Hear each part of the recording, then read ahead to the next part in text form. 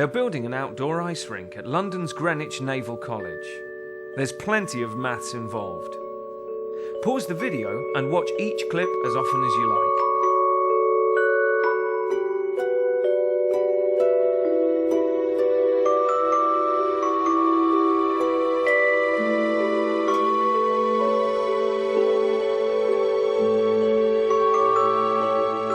It's one of the biggest temporary ice rinks in London.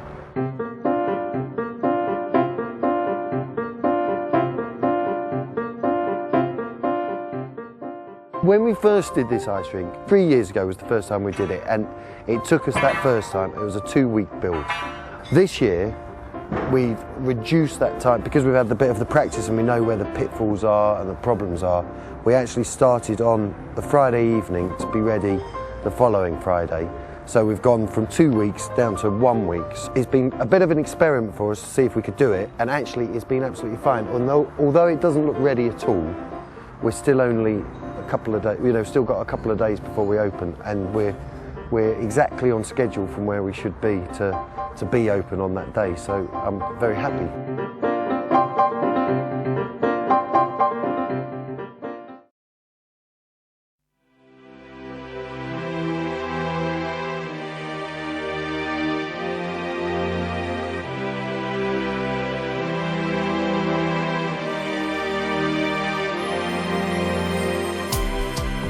This ice rink is 30 metres by 30 metres.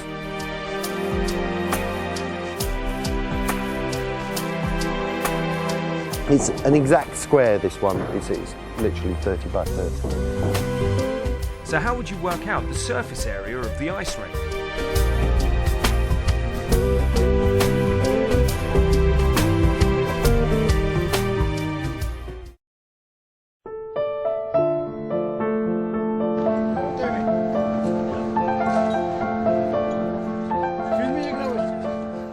How would you work out how many barriers they need to go all the way round the edge of the ice rink?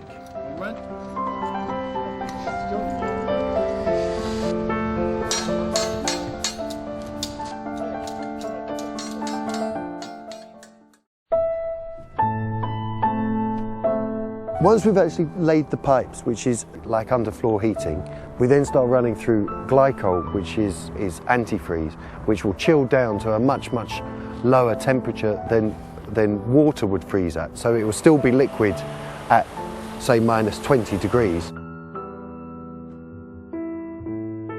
How would you work out how much glycol liquid they're going to use?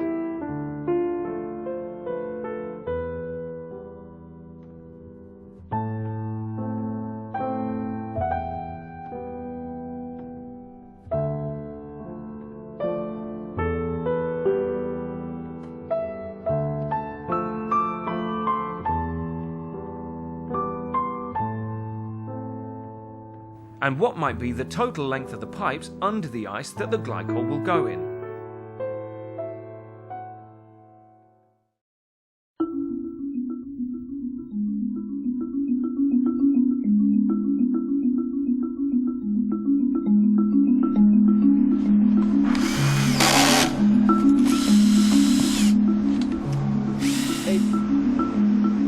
Okay.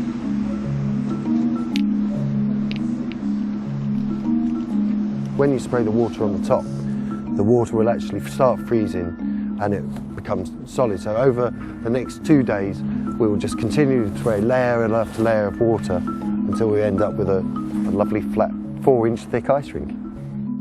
So, how much water will they use to cover the ice rink?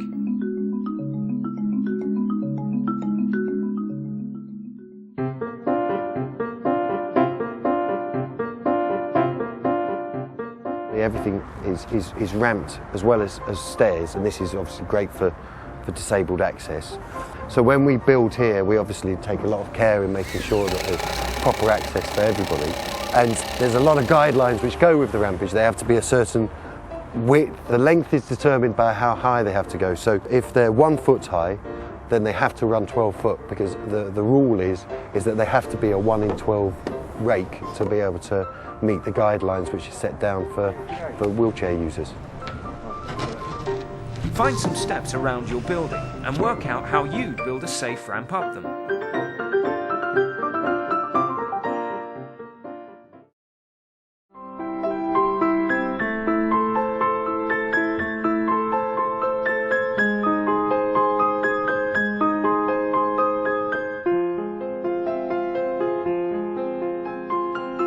How would you work out the length of pipe coiled up in this crate?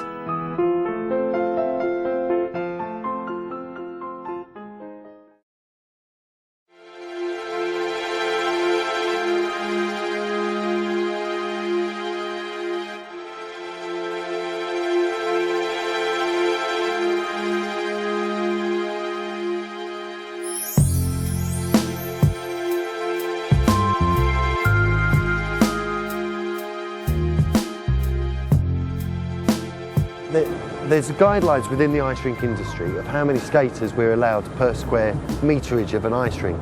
So the industry standard is that there should be at least 3 square meters per ice skater. So for an ice rink this size, which is 900 square meters, we know that the maximum amount of people we can have on it at any one time is 300 people.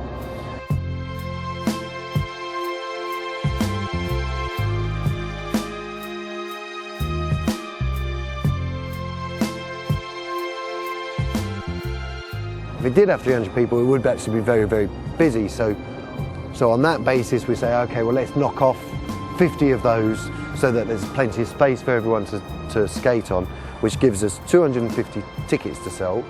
So we know that if we sell 250 tickets per hour and we've got 10 hours a day, we're going to be able to sell 2,500 tickets per day. We multiply that with the amount it costs to go on, work that out over the period of the time we're doing it, which is 43 days here, and then we know how much we could make if we sold absolutely every single ticket.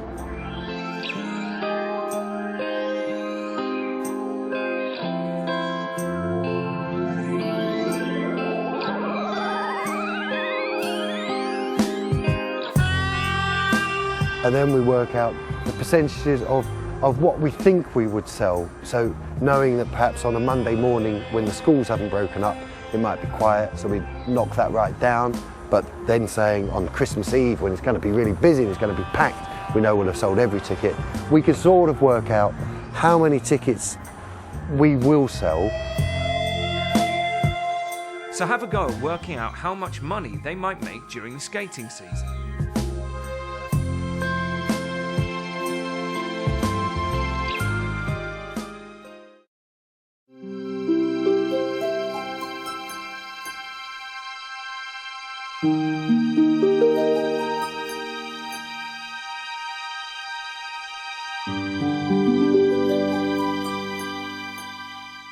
How would you work out the shortest distance the ice sweeper could travel to completely clean the ice rink?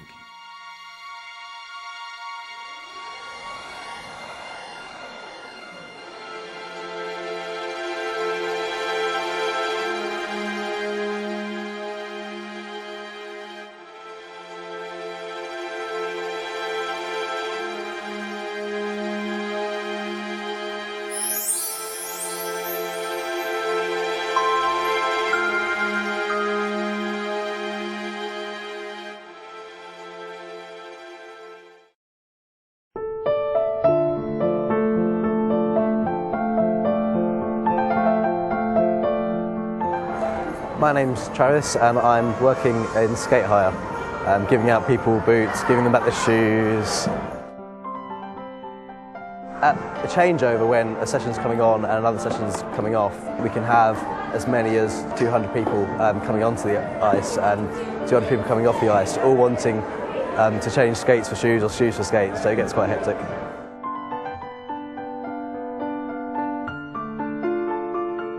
On a busy day, we'll usually have maybe 200 people on the ice at a time. On a quiet day, we'll probably have maybe 100, maybe a bit less. We have from a junior size 8 up to a adult size 13. So we can cater for most people. Well, basically, I mean, we've only got these 5 pairs of 13s because we don't get that many people with feet large enough to want size 13. And you can probably set this out. They're fairly they're in fairly good condition. If you compare them to sort of like even one size below, these are a bit more used, a bit more scuffed, because we hardly get anyone using the 13s.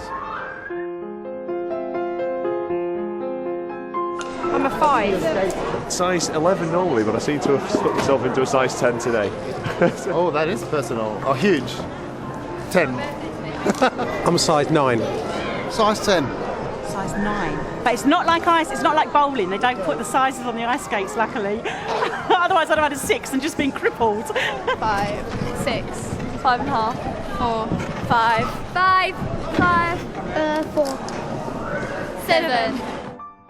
How would you work out how many skates of each size the ice rink should have?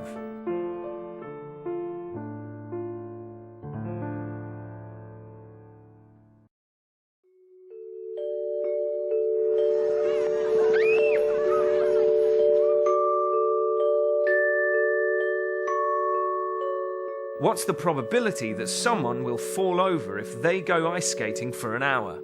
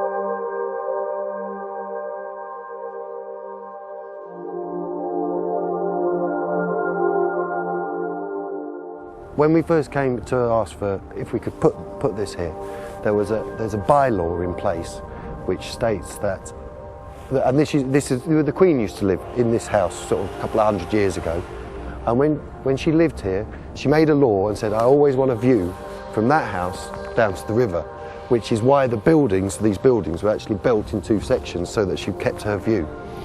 And that law still stands in place. So when we came and said, is there any chance we could put an ice rink here? We think it would look great. They said, we're ever so sorry, there's a law which says you can't do it and you can't put your marquee in the middle. So we said, well, what about if we make the whole marquee clear, which is why the whole thing's glass on the front and glass on the back, and it's got a see-through roof. And they said, okay, we'll let you get away with it.